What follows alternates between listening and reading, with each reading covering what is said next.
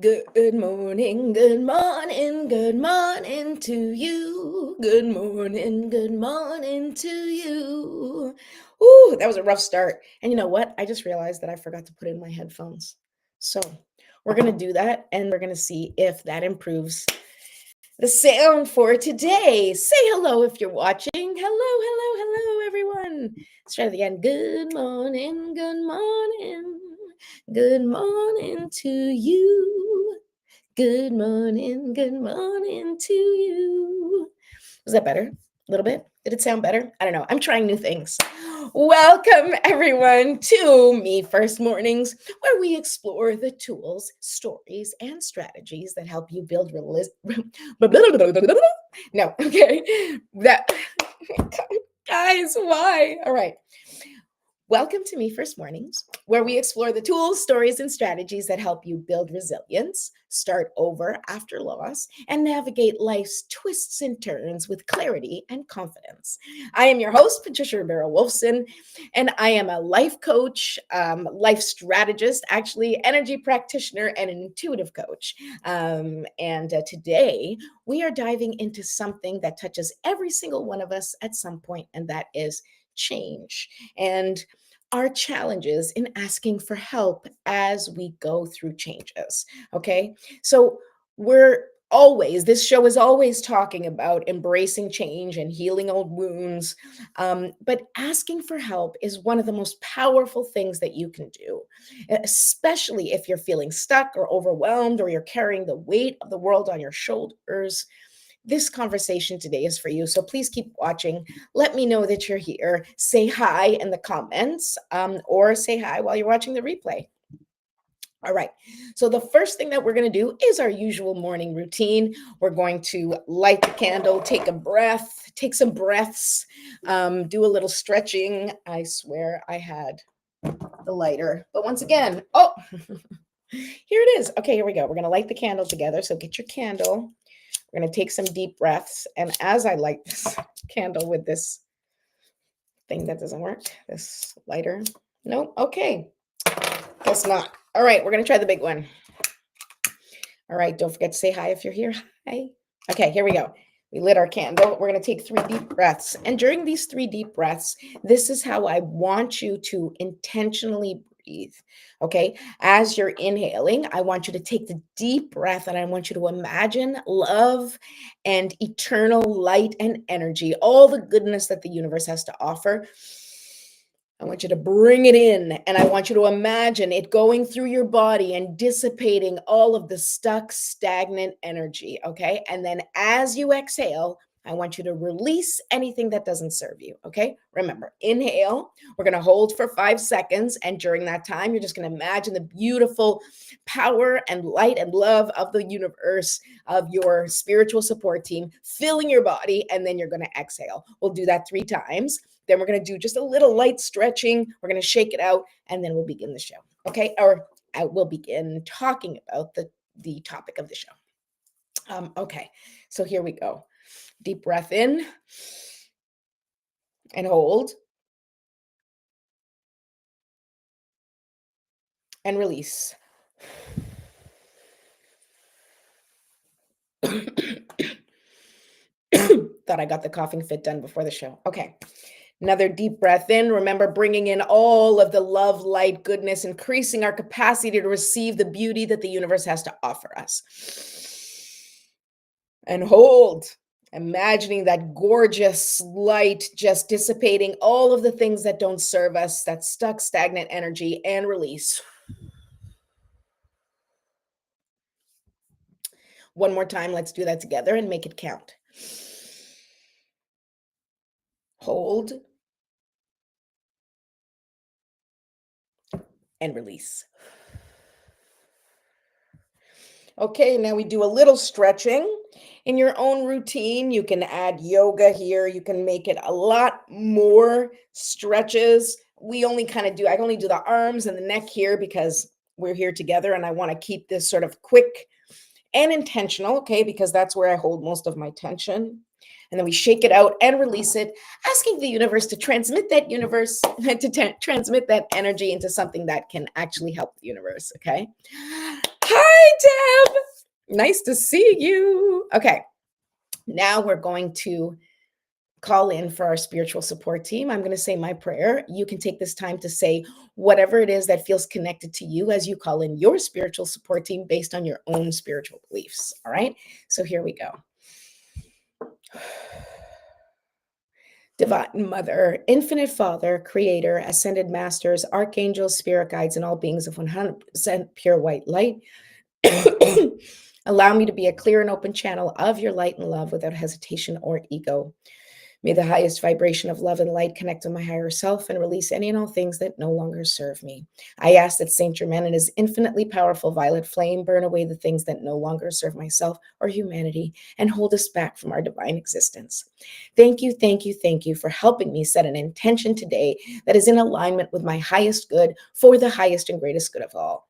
Thank you for showing me the signs and synchronicities in messages, in music, nature, movies, through the cards that I pull, through the words of others today and always. I appreciate you. I serve you. And I am grateful for any wisdom that you give me or the collective on this day.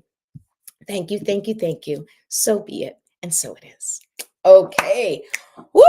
All right. So take a moment to set your intention or think about your GPS word. Get yourself getting started right on the right foot for your day. I'm going to take a little sip and then I'm going to remind you of all the things that you can do, such as subscribing out to my YouTube channel. Go ahead. I'll wait. Subscribe and press the little notify me, like ding the button to notify you about when I come live. Then you can see when I come live, which is usually Monday through Friday every day. I haven't been able to nail down a time in the morning because mornings are challenging for me. They're challenging in my household. So you get me at some point in the morning. I can't tell you when, and that's going to have to be enough. Okay. Sorry. Okay.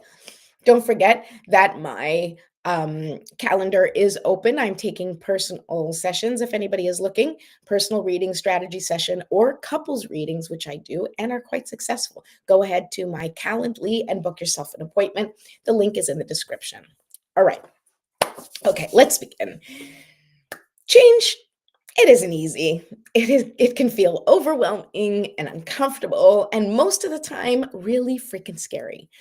But here's the thing. It's also one of the greatest opportunities that you have for growth. When everything is good, life doesn't change or shift. Now, of course, it's good. So why would you want it to change or shift? But evolution is important. It's important for humanity. It's important for our own evolution. And the thing is that even though we think things aren't changing, when things are kind of like going and going, they're always evolving, they're always changing, and it's up to us to navigate the change in a way that is in alignment with who we're becoming. And I am going to talk about this every single day and remind you every single day. Okay. And this change, this transformation that we go through, and especially, and I want to speak personally to anyone out there who, like me, is in their midlife. Okay, so I turned 50 this year. My kids are, all in. Well, two are in high school. One is in middle school, but soon going to high school, so preteen. My kids kind of take care of themselves. For the most part, in the sense of like, I'm not wiping anybody's butt anymore, but there's still a whole level of an involvement with my children's life that's different from what it was. But it's not as hands on the way it used to be, like trying to run after them so they didn't stick their fingers in a socket. So as my role as their mother evolves, I evolve as a person. And then I have more time or more, not more time, because God, I don't feel like I have more time, and maybe you don't either, but things shift, your perspective shifts, the things you need to focus on shifts. And this time is one of those times of the greatest transformation. And I think not just, well, I'm a mom and a woman, but for anyone right now, anyone, no matter how you identify, when you get to this stage in life, whether or not you have children, and I can speak about this because I have clients that do not have children, that are single, that have always been single, and they too are going through those types of transitions. They are questioning their lives and asking themselves, well, I did all the things I was supposed to do, or I did things my way. And it really doesn't matter whether you did everything that you were supposed to do, or, and checked off all the boxes, or if you were a rebel and did things your way and checked off your own personal boxes.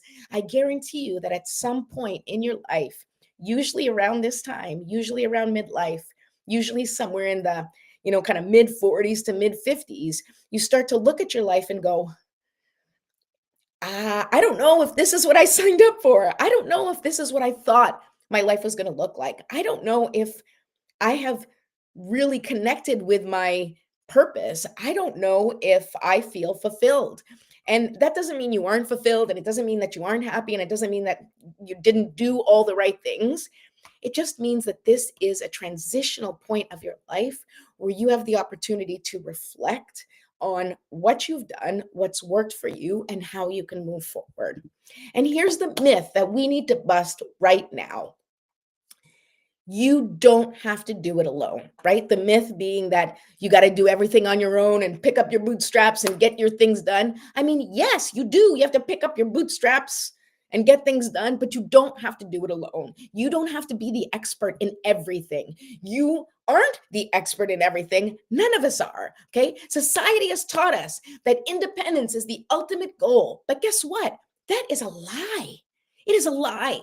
Real strength comes from interdependence, leaning on one another, growing together, and celebrating the beauty of our differences. Like, that's really, really where it lies. Okay. And I'm going to get real here with you in my get real, feel, heal, and get real talk. This is the get real portion. Okay. And when I lost my husband, which now was a little bit over 2 years ago, as you can imagine, I was lost. Now, I don't know everybody else's situation who is in grief or who have lost a loved one or even a partner, but I can tell you that my husband was my everything. And I don't mean that he did everything for me, although he did many things for me because he was my husband and he was the best. But he did everything for me in the sense of connecting with me, validating me, working with me as a team in our home. We each had our responsibilities that we took care of. We did the things that we were both kind of good at, right? Like he took care of certain things and I took care of certain things. And they were intertwined. They were not like, you know, the blue list or the pink list or whatever the hell, or the honey, like I didn't give him honey-do lists or any of that. Okay, that's just not how we worked. I, took care of the children primarily because he was at work, but I'm also the one that unclogs the toilets and, unclogs the sink and deals with all the stuff in the house, right? Because I'm home and that's how it worked. And I'm just sharing that because, it's an interesting thing. And I feel proud that I did those things. But what I didn't do was really navigate a lot of our financial stuff. Now, I knew everything that was happening financially. Scott and I talked about everything, but I didn't manage it day to day, right? And it wasn't because I didn't know how to, it was because I didn't have to, because he took care of it. And that's just one example of the things that he sort of took care of in our life together, right? And so when I lost him, I also lost, aside from my best friend, my partner, my person, I don't know how else to describe him. I lost the person who kind of did life with me and took care of some of the hard things that I find a hard time dealing with, right? A lot of that adulting stuff, such as like the money, the adulting stuff when it came to money, he would take care of it. And so when he was gone, I was lost. Now, unfortunately, because he was sick, he prepared me in the ways that he could prepare me. And there was things that, I knew where things were, but I had never managed it. I hadn't taken care of it in many, many years since we've been married, right? Since we got married. And we were married for almost 18 years. He passed 2 months before our 18th wedding anniversary. And so I had a really hard time asking for help. Now, I mean a really hard time. I am an incredibly independent woman, and I'm proud of my independence. And as I said, I like snake toilets. So nothing really phases me, in terms of the things that I need to do, woman job, man job, however you want to relate it. I know those things are not, whatever, but I'm just trying to explain it from my perspective.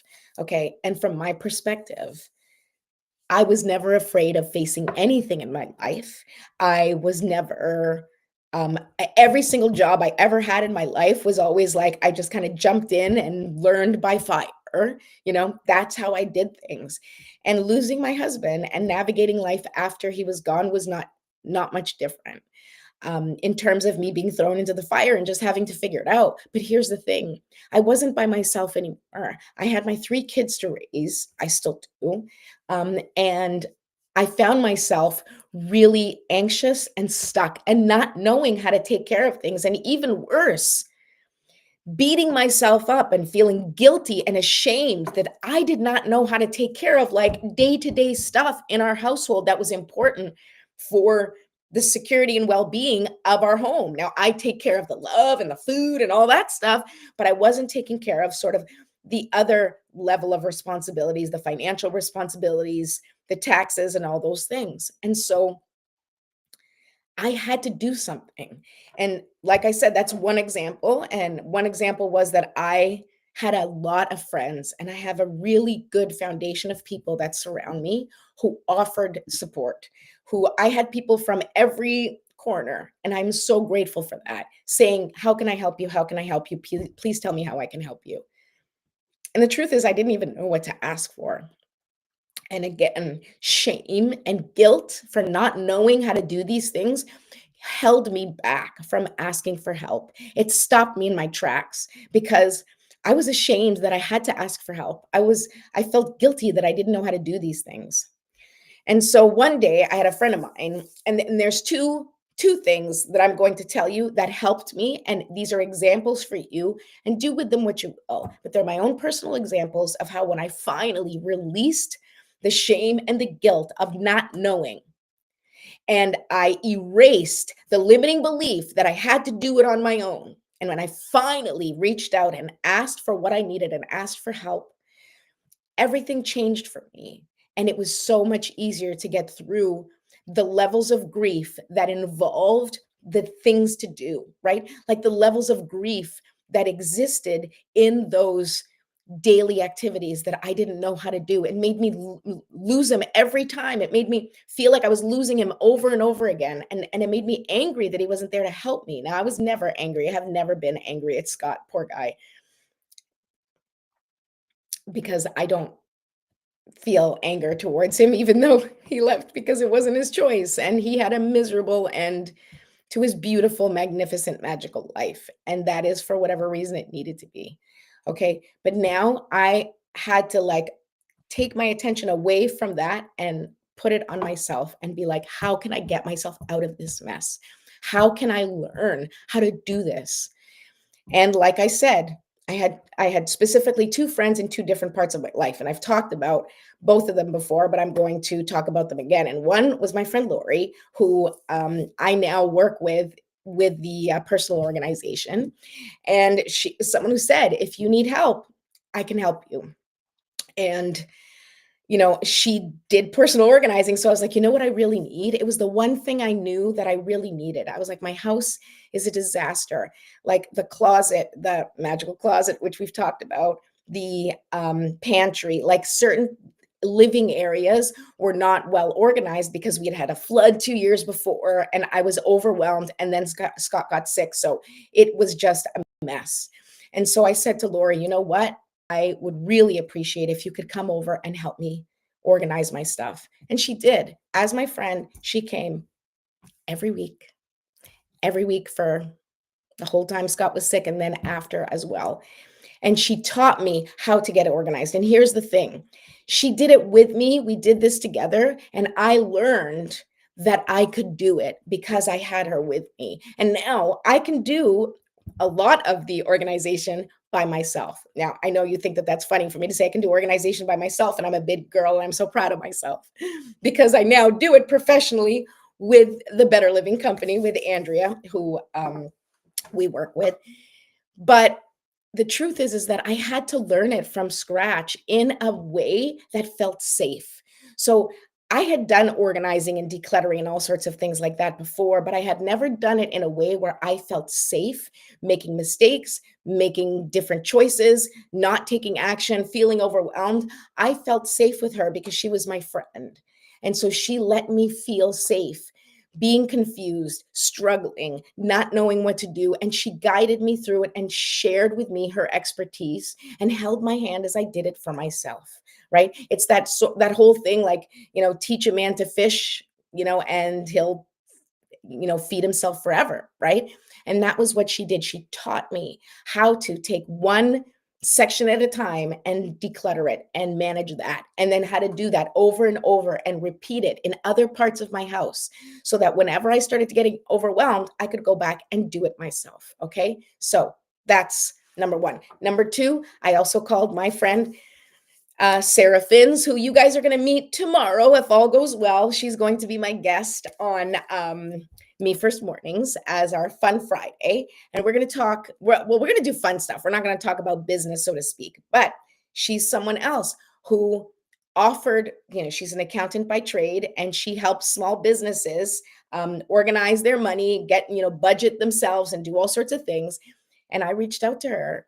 Well, she reached out to me and said, "How can I help you?" And I was like, "I need to figure out this money stuff. I need to organize myself. I need to do my taxes." There was all sorts of things, all sorts of responsibilities that had piled up that I didn't know what to do. And she came over and sat with me and helped me organize all of my things. And in the last 2 years, I have had incredible strides in my life, personally, incredible strides, because I have been able to face those things. I've been able to make the changes, and I've been able to learn how to do those things for myself. And that was priceless. And here is why I am such a proponent of contacting someone if you need support. Now, if you don't have friends or family that can help you, or maybe it makes things challenging, then call a professional, call a therapist, call a coach. Okay. I actually have special sessions that I do with people called Better Together sessions, where they are lower in price, but I will on Zoom keep you company as you do things. But you don't have to call me.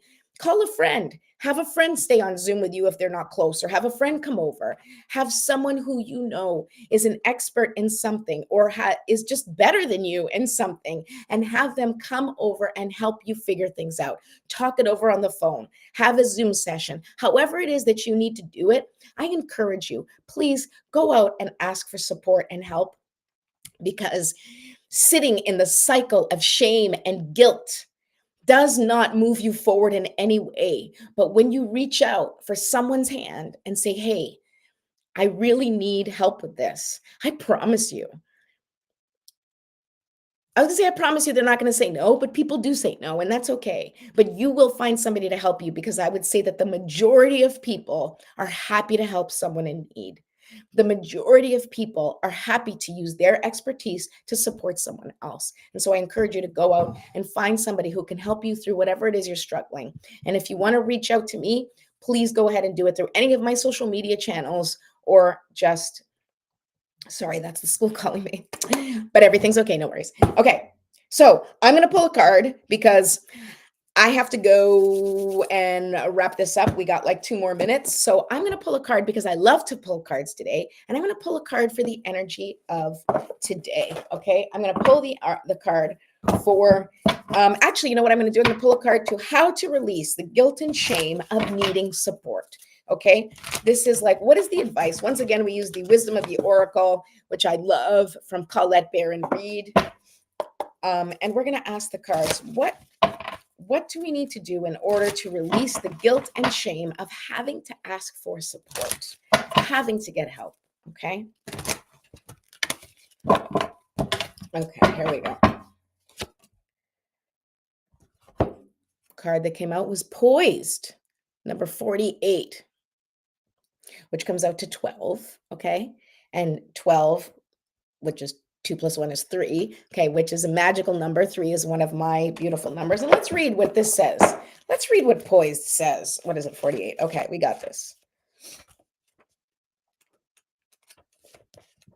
Poised. being ready, bringing something to light, being at your best, confidence. Okay. You can be assured that you're ready for anything right now. You know what you need to do, your skills are sharp. You've come to this place armed with wisdom and knowledge, and you sense a new phase of your life about to begin. People respond to your confidence and trust you. This is an auspicious time to begin new things. Okay, so what this tells me, right? And when we're thinking about how to release the guilt and shame of moving forward, is by understanding that you are in the unique position to move forward in your life in the way that you want. And like anything else, if you were to help your child and your child would say, I can't figure out this math problem, guess what? You get on the phone and be like, hey, I need a tutor to help my child with their math. But when you need help with something, you're like, God, I should do this alone. But it's no different. You sitting there trying to figure out a quadratic equation by yourself, okay, when you don't know how to do quadratic equations, and feeling guilty or ashamed because you think for some reason you should know how to do a quadratic equations, it makes no sense, right? Whatever you're struggling with, if you don't know how to do it, if you just, maybe you do know how to do it, okay? Maybe you have ADHD like me and you know exactly what to do.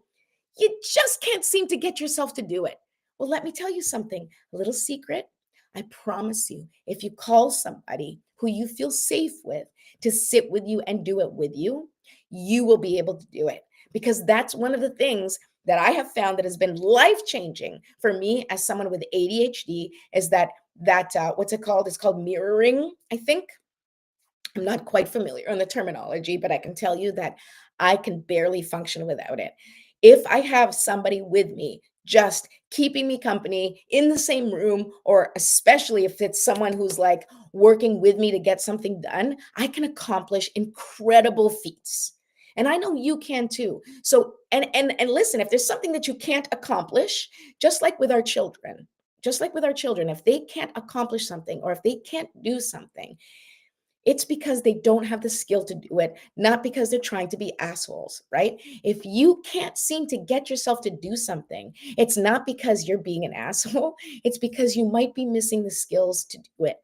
So please, I encourage you from the bottom of my heart, if you find yourself stuck and overwhelmed, get yourself out of that loop and call someone. Reach out and call for help and ask someone to come in and help take you out of that loop and give you the support that you need and, quite frankly, that you deserve. And I know without a shadow of a doubt that if you are a parent and you had a child who was struggling in any way, you would do everything you could to make sure that they learned the skills or had the tools to make it happen.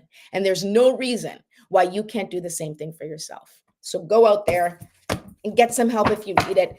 And if you don't know where to go, please feel free to reach out to me. Call me. Don't forget to subscribe to my channel and watch the videos if that will help. Awesome. Or book yourself a session and we'll talk through it together. All right, that's it for me today. I love you all. Tomorrow we're going to have Fun Friday and you're going to meet my friend Sarah, who really, really helped me so much. And she deserves all of the love and gratitude and appreciation in the world. So I hope you join us for our conversation. We're going to pull some cards too. So